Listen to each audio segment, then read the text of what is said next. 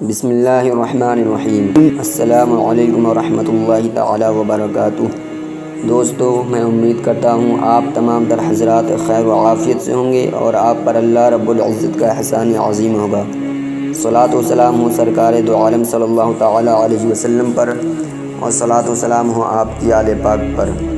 دوستو، اس ویڈیو میں ہم بیان کریں گے حضرت امام حسین کے لخت جگر، ہم شبیہ پیمبر حضرت علی اکبر رضی اللہ تعالی عنہ کی شہادت کا واقعہ کہ آپ نے کس بہادری کے ساتھ جنگ لڑی اور پھر آپ شہید کیسے ہوئے۔ مکمل جانکاری کے لیے ہمارے ساتھ لاسٹ تک بنے رہیں، اور اگر آپ نے ابھی تک ہمارے چینل کو سبسکرائب نہ کیا ہو تو چینل کو سبسکرائب کر دیں، بیل آئیکن کے بٹن کو پریس کر دیں تاکہ آنے والے ہر نوٹیفیکیشن سب سے پہلے آپ تک پہنچ جائے، اور ویڈیو پسند آئے تو لائک اور شیئر کرنا نہ بھولیں۔ بلا تاخیر ویڈیو شروع کرتے ہیں۔ اب حضرت عباس رضی اللہ تعالی عنہ کی شہادت کے بعد امام عالی مقام کے سامنے آپ کے لخت جگر، نور نظر، شبیہ پیمبر حضرت علی اکبر رضی اللہ تعالی عنہ کھڑے ہیں اور میدان جنگ میں جانے کی اجازت طلب کر رہے ہیں۔ آپ نے محبت بھری نگاہ اپنے فرزند ارجمند پر ڈالی اور فرمایا، بیٹا، میں تمہیں کس بات کی اجازت دوں؟ کیا تیروں سے چھلنی ہونے اور تلواروں سے کٹنے کی اجازت دوں؟ کیا میں تمہیں خاک و خون میں غلطہ ہونے کی اجازت دوں؟ بیٹا، تم نہ جاؤ، میں جاتا ہوں کہ یہ میرے خون کے پیاسے ہیں۔ مجھے شہید کرنے کے بعد یہ پھر کسی کو شہید نہیں کریں گے۔ حضرت علی اکبر رضی اللہ تعالی عنہ نے عرض کیا، بابا جان، میں آپ کے بعد زندہ نہیں رہنا چاہتا، مجھے بھی بہشت بری میں نانا جان صلی اللہ تعالی علیہ وسلم کے پاس پہنچا دیجیے۔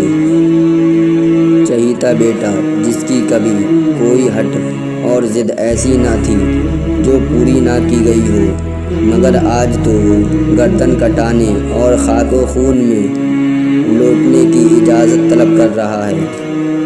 اجازت دیں تو کس طرح، اور نہ دیں تو اس کا شیشہ دل چور چور ہو جائے گا۔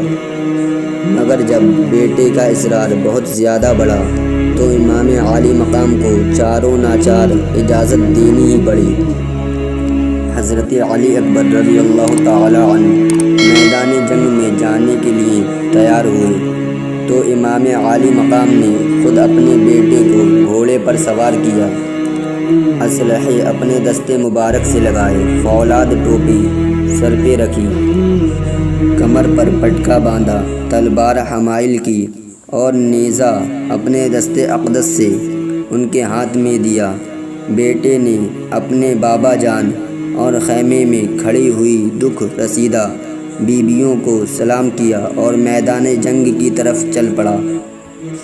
18 سال کا یہ حسین جوان، جس کا چہرہ زیباں آقائے دو عالم نور مجسم صلی اللہ تعالی علیہ وسلم کے جمال جہاں آرا کا خطبہ پڑھ رہا تھا، اور جس کا روئے تاباں حبیب کبریا کے جلوہ زیبا کی یاد دلا رہا تھا، میدان کارزار میں پہنچ گیا۔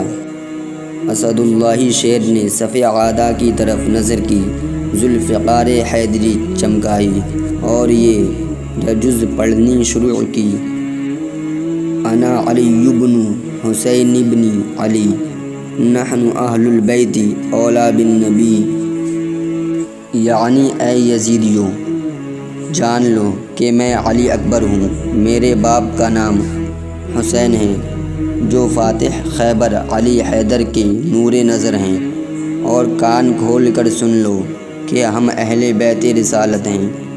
اللہ کے پیارے رسول صلی اللہ تعالی علیہ وسلم سے ساری دنیا میں ہم سے زیادہ کوئی قریب نہیں ہے۔ شہزادہ عالی وقار نے جس وقت یہ رجز پڑھی ہوگی، میدان کربلا کا ایک ایک چپا اور ریگستان کوفہ کا ایک ایک ذرہ کانپ گیا ہوگا، مگر یزیدی جن کا دل پتھر سے بھی زیادہ سخت تھا، انہوں نے کوئی اثر نہ لیا اور ان کا سینہ اہل بیت نبوت کے کینے سے پاک نہ ہوا۔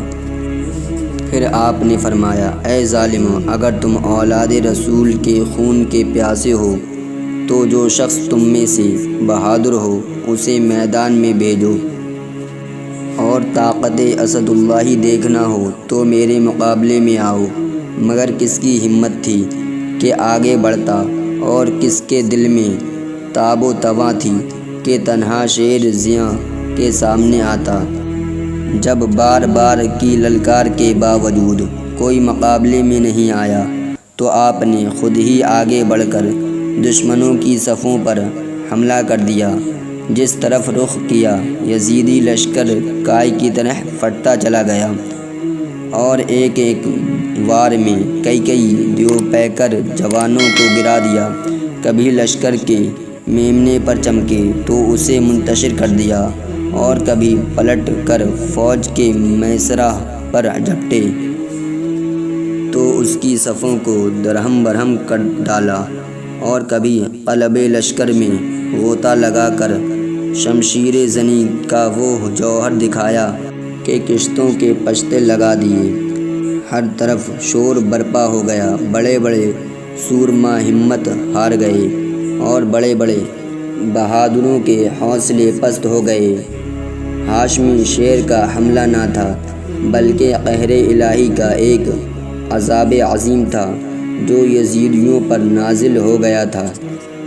تیز دھوپ اور تپتے ہوئے ریگستان میں لڑتے لڑتے جب پیاس سے بے قرار ہو گئے تو آپ پلٹ کر امام عالی مقام کی خدمت میں آئے اور عرض کیا، اے بابا جان، پیاس کا بہت زیادہ غلبہ ہے، اگر پانی کا ایک پیالہ مل جائے تو میں ان سب کو موت کے گھاٹ اتار دوں۔ مہربان باپ نے عزیز بیٹے کی پیاس دیکھی، مگر یہاں پانی کہاں تھا جو اس تشنۂ شہادت کو پلایا جاتا۔ دستے شفقت سے چہرہ گلگوں کا گرد و غبار صاف کیا، اپنی انگوٹھی دی کہ اسے منہ میں رکھ لو، اور فرمایا، بیٹا، اب تمہاری سیرابی کا وقت بہت نزدیک آ گیا ہے۔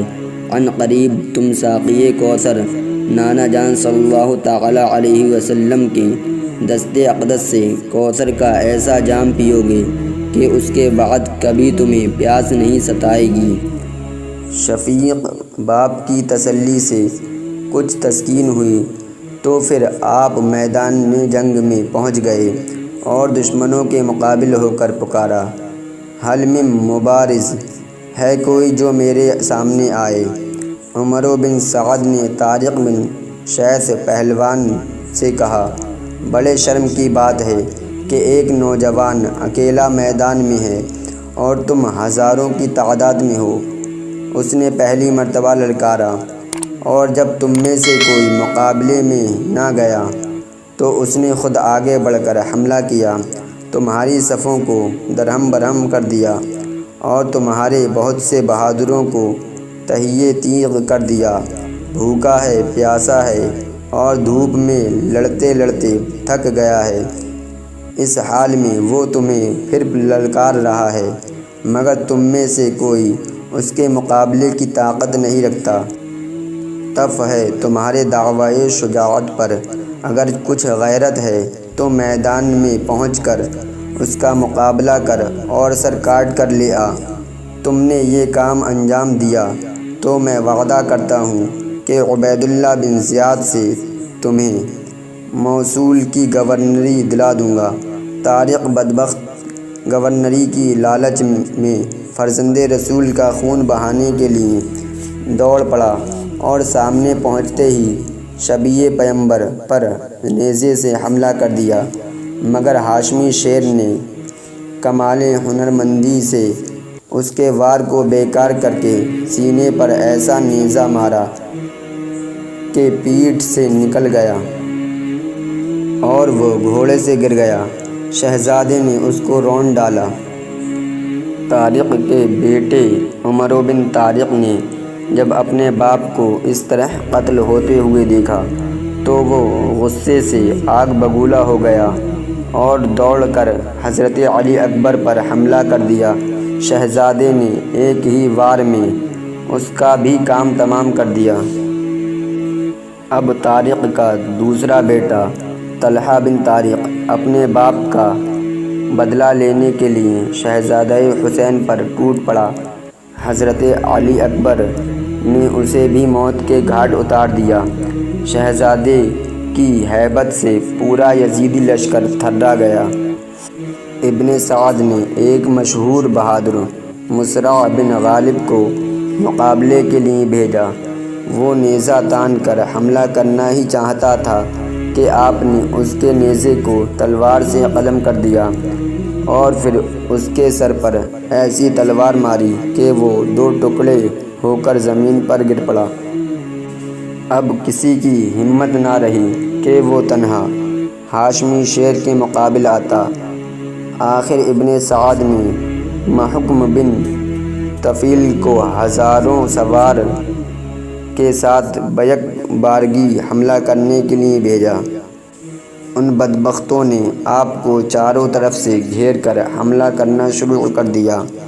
آپ بھی برابر جوابی حملہ کرتے رہے اور دشمنوں کو خاک و خون میں ملاتے رہے، لیکن نیزہ و تلوار کی لگاتار ضربوں سے آپ کا تن نازنین زخموں سے چور چور ہو گیا اور چمنستان فاطمہ کا یہ پھول اپنے خون سے رنگین ہو گیا۔